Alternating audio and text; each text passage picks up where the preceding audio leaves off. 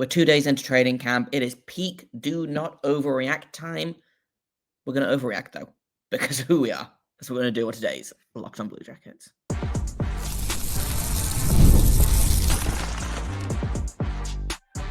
You're Locked on Blue Jackets, your daily podcast on the Columbus Blue Jackets, part of the Locked on Podcast Network, your team every day. Hello and welcome to Locked on Blue Jackets, part of the Locked on Podcast Network, your team every day. I am, as always, your host, Jay Foster, here to give you the good, the bad, and the ugly about your favorite team and mine, the Columbus Blue Jackets. Before we get things started, I want to thank everyone for making this your first listen of the day every single day. Locked on Blue Jackets is free and available on all podcast platforms and over on YouTube. So let's get into it, because it is, for the players, it is best shape of my life season. For the people covering the team, it is time to overreact to 2 practices worth of lines when the squads are split and there's a bunch of guys that are not going to be on the team there, which, I love to overreact. And that's what we're going to do. We're going to talk a little bit about the forward lines and the surprises that are there. We're going to talk about the defensive lines, and there's a surprise there that I'm not super surprised by, just because I do think it is injury related. And we'll go from there. We'll have some fun with it. So the guys have hit the ice. Training camp has started. First preseason game on Sunday. I am assuming that we'll probably see very few NHL regulars in this game. I think Dean Everson said during the media availability on Monday that everyone's going to play in at least 3 preseason games, I believe. So my guess is that the veterans will play towards the end of the preseason. These first, and the preseason schedule is so weird for the Blue Jackets. They've got 4 games in 4 nights, and then another 3 games in a week and a half after that. But my guess is that it'll be the guys in preseason early on that will get, cut from camp early, either sent to the AHL, sent back to their junior team, released from, PTOs or camp invites or whatever. But the top 12 forwards, let's say, the top 6 defensemen, again, a little bit wonky on the defense, obviously, because they haven't got Dmitri Voronkov on the ice at the minute. So I do think that's what's messing things up. But let's talk about the defense first, actually, because I feel like we're going to spend a little bit less time talking about it. Looks like the top 4 right now is Werenski and Fabro. No surprise there. And then the second pairing is Provorov on the left and Severson on the right. Now, this has surprised me a little bit. I understand that Denton Matejchuk isn't in the lineup. And, frankly, Denton Matejchuk should be in the top 4 if he's in the lineup, right? He's injured at the minute. Probably we won't see him until, maybe this time next week, if that. It sounds like he's going to be basically ready to go by the end of this week, but why rush it, right? He's probably not going to play in the first couple of preseason games. And, then by the time he's back, we'll have a better idea. I wonder if they're trying to make Provorov Severson happen again, and kind of taking the opportunity of Matejchuk being out of the lineup to try those 2 together. And then I believe it's Brendan Smith and Eric Branson as the third-ish pairing. And then it'll be Christensen, and I don't remember who Christensen is paired with off the top of my head at the minute. But the fact that they've moved Provorov back to his natural side, and they've also moved Severson up, as opposed to just kind of putting a placeholder in there, makes me think that they're probably going to try something there. Provorov Severson was not the most effective last season. They were on the ice for 13.7 expected goals for and 15 expected goals against. So basically they allowed a goal and a half more than they created, essentially. Not the be all and end all. And they only played about 375 minutes together. But like still not the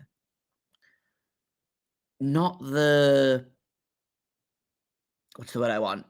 Not the all-around defense pairing that you want. Now, I will say, in fairness, the previous season to that, the 23-24 season, they played about 450 minutes together and had an expected goals percentage of 52%, which is about 5% better, which, sounds like a really small increase. But in the 23-24 season, they were actually the best defense pairing at creating offense in that season, which sounds insane, but is true. And like partially that's because the Blue Jackets were miserably bad, and also because like no one got a chance to play together. Like the most consistent defense pairing in that season was Jake Bean and Eric Gabranson, the third pairing, who played 575 minutes together. Werenski didn't have a consistent defense partner all season. Provorov didn't have a consistent defense partner all season. Severson mostly played with Provorov or Werenski, but like even then, not a ton, right? So again, it's a small sample size. They had one good season together, one bad season together. My question is, moving Severson back up to that spot obviously moves Matejchuk down to the third pairing, which like might not be the worst thing in the world for him to play slightly more sheltered minutes. I don't know that playing with Eric Gabranson is necessarily going to be the best thing for him, since I assume that's where he's gonna slot in, right? Like it's gonna be Werenski Fabro, and then if it is Provorov Severson, my guess is that it's gonna be Matejchuk Gabranson with Christensen as the extra man. I know Brendan Smith is there on a PTO. They might sign him. Again, it really depends on how he performs in training camp in the preseason. Wouldn't be against it necessarily, but I was surprised to see this as a breakdown, because I really did think that they were like, okay, well, Matejchuk's day to day. Let's just throw a placeholder in there, like the Brendan Smith or whoever, and then see what you've got with Severson and Gabranson, or Gabranson and Christensen, or Gabranson and Christensen and Severson, like whichever of those, whichever combination of those three you want. This makes me think that they're going to try Severson back in the top four, which does worry me a little bit. And I know that I've just kind of gone through the numbers. They were good one season, bad another season. So, it's really kind of out in the open. I just don't know that a second pairing like that is a second pairing on a playoff team, right? I've talked at length about how I don't love Provorov's game. I think he's at his best when he's the helpful veteran on a line, as opposed to the guy on a line that does stuff. He's going to have to be better defensively if he plays with Severson, because Severson is so offensively minded and like kind of an adventurer in his own zone. Like my guess is that if they do keep that line together, it will create a lot. It'll probably also give up a lot, and it'll and I think that's kind of where they were, was they gave up, they created almost 23 goals as a pairing and gave up expected goals of 21. So about a difference of 3-ish. They created 3 goals more of offense than they allowed, essentially, or 2 goals, I should say. I can do math. But they both created a lot and allowed a lot. And so that is my guess as to what we'll see from that duo. Again, I'm not going to put anything in stone until Matejchuk's back in the lineup. And we'll talk about this a little bit when we talk about the forwards, because that's kind of where I have most of my questions / things to say. The teams split in half at the minute, right? They've got 2 groups, and it's probably going to stay like that until the team gets down to about 30 players. So they've got like 20 players to cut, to send back to juniors, to get rid of, to send to the AHL, to wherever, right? We're gonna see weirdness in the lines like that, right? And it's tough to do like line mix-ups and stuff when you have your players split like this, especially because, and it's more prevalent in the forwards, but like you want one top 4 pairing in each side, and then your third pairing is going to be in one side, and then your fourth pairing, your extra, your 7 and 8 defensemen are probably going to be in the other side, which means that you've kind of got a choice of, okay, do you want to put a 7 or 8th defenseman in the top 4 or, on that top pairing for that group? Or do you want to just kind of keep it as is and see what happens when you put the two groups together? And then that gives you more freedom, right? And again, we're kind of seeing a similar thing in the forward groups, which again I'll talk about in a second, which is you've got the first line and the fourth line in one group and the second line and the third line in another group, which means that kind of it seems like things are more set there, but it does create difficulties if you want to, try other guys on that top line, because you've really only got, you really don't really have anyone else in that group that's top line caliber, in my opinion. So defense, I have questions. I am suspicious. I'm not gonna bury Everson under questions or anything, or criticisms until we get Matejchuk back into the mix, because I do think that'll really answer the question of, well, what's the top 4 going to look like? But I do have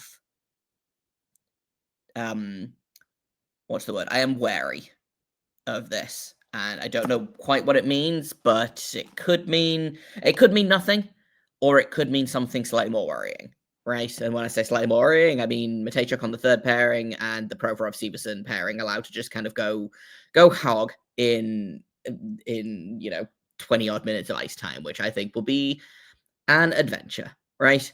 We're going to take a quick break, and then we're going to talk about the forwards, because again, I have similar things to say about them, but more. So we'll do that in just a second here at Locked On Blue Jackets. First, I've got to tell you about FanDuel. The NFL season is here, and FanDuel is making sure you're ready for kickoff with a can't-miss offer. Right now, new customers can bet just $5, and if your bet wins, you're going to get $300 in bonus bets to use across the app.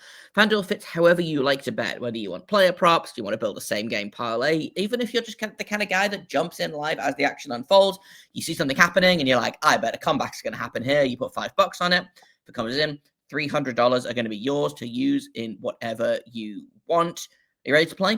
Download the FanDuel app now by visiting FanDuel.com to get started. That's FanDuel.com to place your first $5 bet. Welcome back to Locked On Blue Jackets. We've talked a little bit about the questions that I have about the defense thus far in camp. So the forwards, some questions have been answered, and some questions are brand new. Some unanswered questions. So let's go down what the lines have looked like thus far, and then I'll get into my questions which have been answered and what my new questions are. So you've got Voronkov, Monahan, Marchenko on that top line.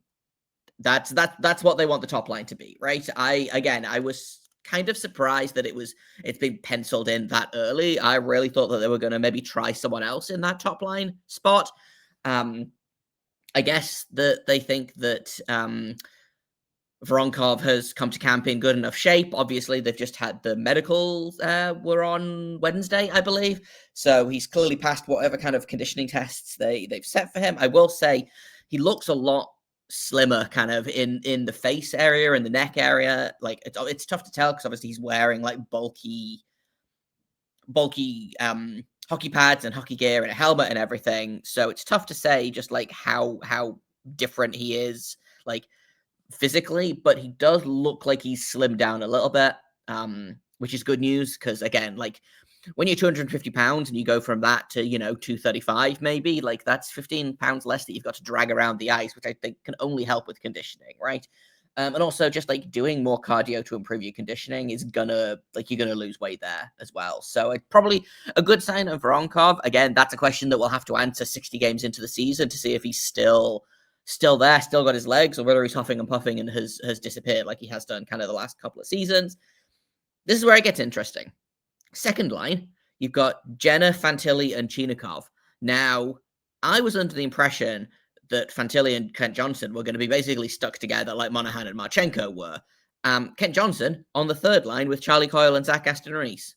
This as a group of middle six is extremely confusing to me. And again, we're not reading a massive amount into it, except for how we are overreacting, because we love to overreact here at Locked On Blue Jackets. But that's not the middle six grouping that I was expecting, right? Like, I expected to see some combination of Jenner, Chinakhov, Johnson at Fantilli's wing. Again, Cole Sillinger's an outside chance, Charlie Coyle is an outside chance, but it looks like, to me anyway, what I wonder if this is they've decided to just kind of go with efficiency. They know that Fantilli and Johnson work well together.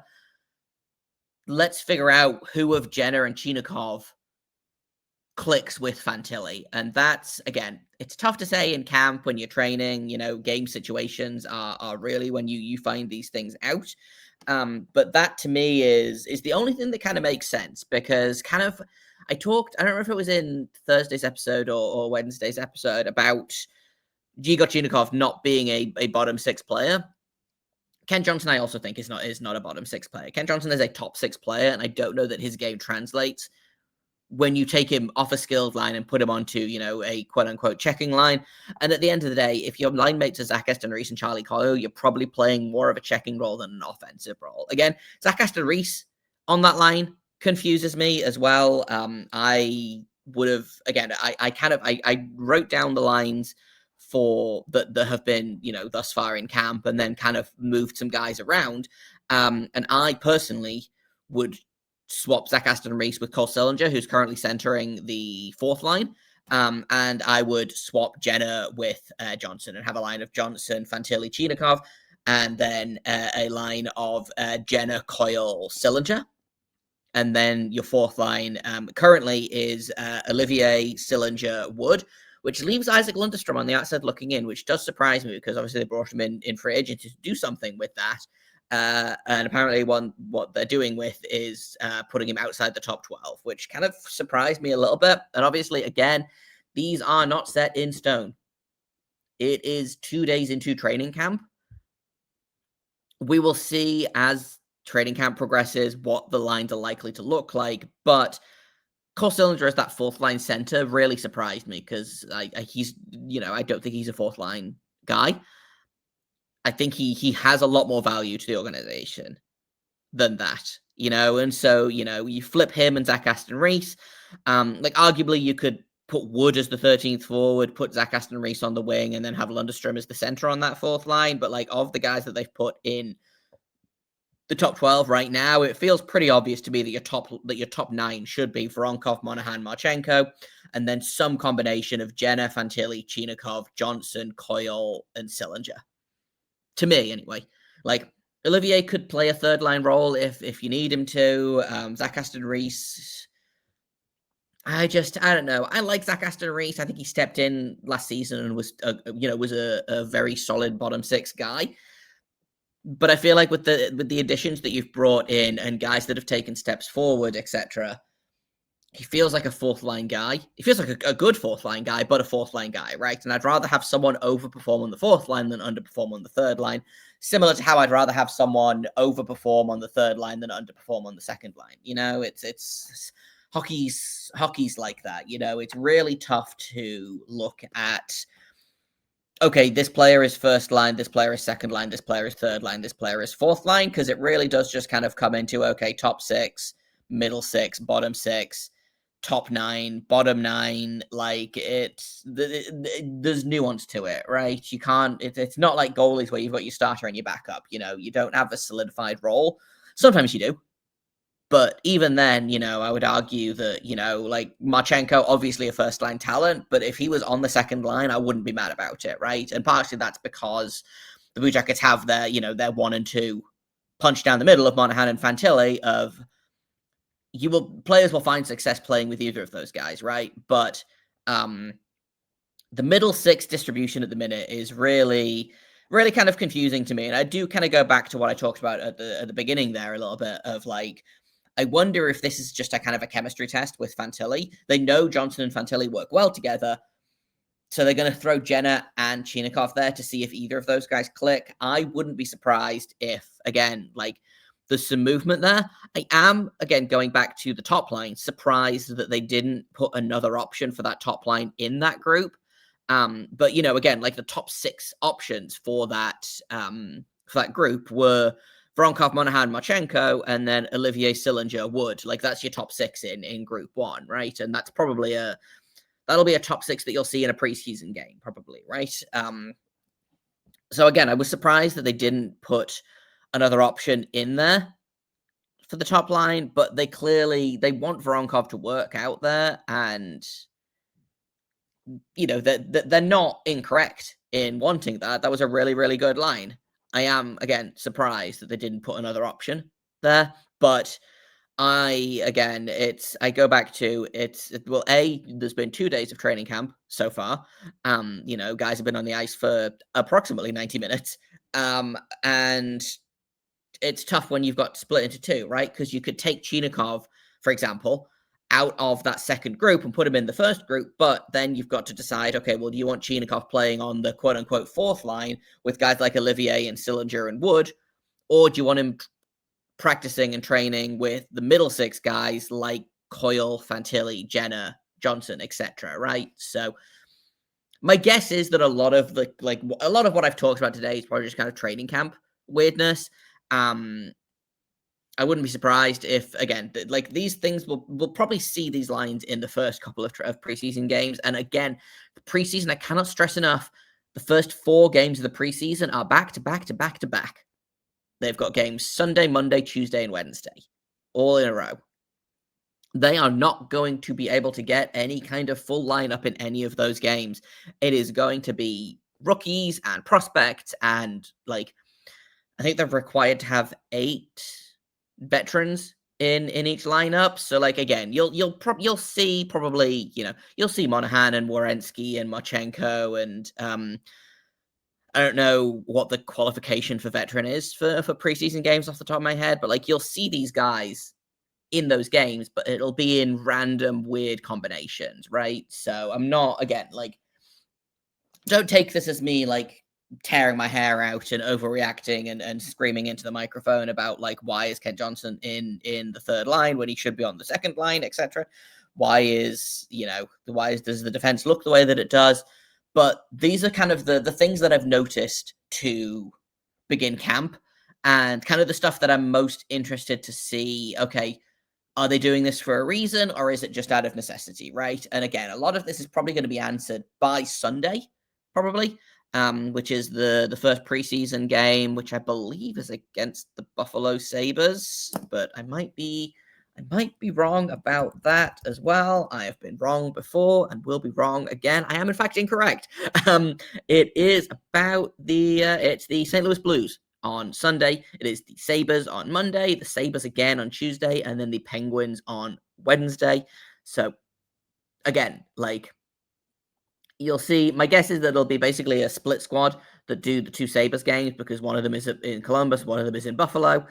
So they'll send half of them off to Buffalo and keep half of them in Columbus. But you're going to see some weirdness in the preseason. You just are, right? And that's just kind of how it is. If these lines look like this, for the opening night, then I will have more questions. But my guess is that these lines will not look like this in opening night. What they will look like, I can't say yet, but my guess is that they will not look like this. There's going to be moving around again, and a lot of it will depend on, if they do a preseason game with, for example, again, that Jenner, Fantilli, Chinikov line. If they play a preseason game together or 2 preseason games together and they get absolutely taken apart, then, you start to think, okay, well, is there a better option? If for whatever reason, Fantilli and Chinikov just aren't clicking, or, Fantilli and Jenner aren't clicking, or Jenner and Chinikov aren't clicking, then that's when you make your changes, right? And I do think that, again, I go back to, this feels like a chemistry test for them to see who gets to play with Fantilli, because I think only one of them can.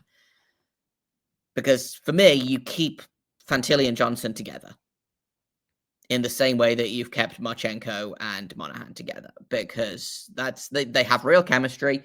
They work really well together. They were really, really successful together last season. I know that you want to try and get Jenner in the top 6 for a little bit of grit or whatever. I know that you want to get Chinikov into the top 6 to keep him happy. And at the end of the day, like, having 3 scoring lines is not the worst thing in the world. And again, the third line will probably get a mix-up. I don't think Zach Aston Reese will stick there, right? And having a third scoring line is entirely possible with this roster. You know, I don't think Charlie Coyle is going to be putting up massive numbers, but he's probably going to be good for, you know, maybe 10 to 15 goals, maybe 30 points from Coyle, which for a third line is I'm fine with. And if you add, you know, Ken Johnson in there and you add, you know, someone like a Jenner on that line, like I wouldn't hate that. I don't think it necessarily puts Kent Johnson in the best position to succeed, but it is ostensibly a position to succeed. If you bury Kent Johnson with Zach Aston Reese all season, that it's not going to be all season. I'm being melodramatic there, but like it's that to me is not setting Kent Johnson up for success. Similarly to how for the first, like, you know, we talked about Adam Fantilli and how he just kind of took off halfway through the season. And partially that was because I think everything just clicked for him. But I also think partially it's because he spent a bunch of the first half of the season with Zach Aston Reese and Kevin LeBanc as his line mates, you know? So you got to set your young players up for success. And I don't know that the way that they're going about this, if the lines stick as they are, which I don't think that they're going to, is setting Ken Johnson up for success. So again, we'll see how it goes. Like, they have practice again tomorrow. They've got morning skate. I don't know what the roster's going to look like on Sunday, but we'll be watching the game. I want to say we, I mean I.